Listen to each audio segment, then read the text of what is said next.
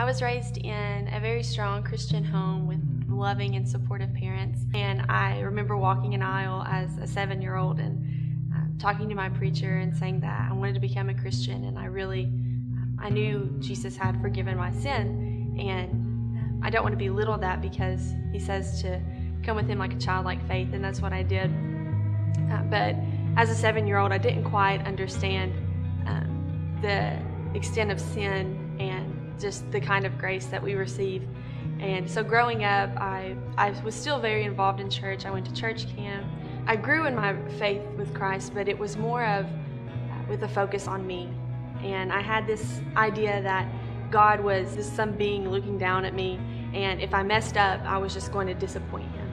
And so I put this burden on myself to become perfect. And so I had to say the right thing, act the right way. That was a very stressful time in my life, and it wasn't just a year or 2 years, it was the extent of most of my life. I was terrified of disappointment, of disappointing God.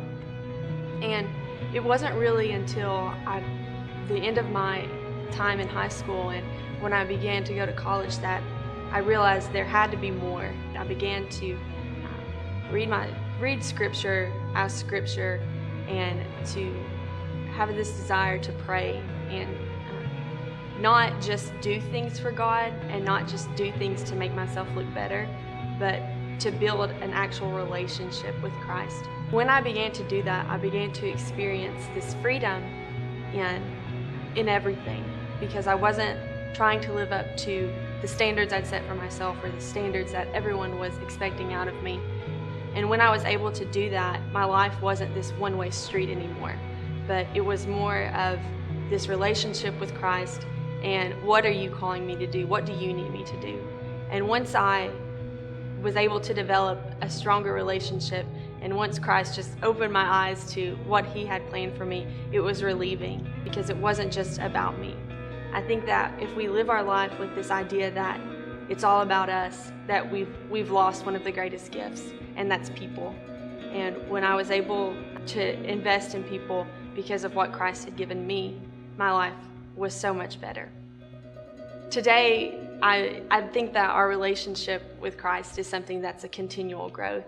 And to say that I have it all figured out would be extremely misleading, because I still struggle with the control over my own life and still trying to create this perfect persona.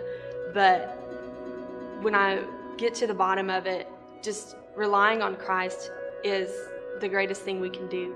And being able to just look to him in every aspect of my life, knowing that I failed, because we fail every day, but accepting his grace for what it is, that's when I get the peace that I remember getting as a child. Every day it's a new day, and we can't let the past things that we've done, we can't let just our fear of disappointing God stop us from what he's actually calling us to do. My name is Jessica Stacy, and this is my story.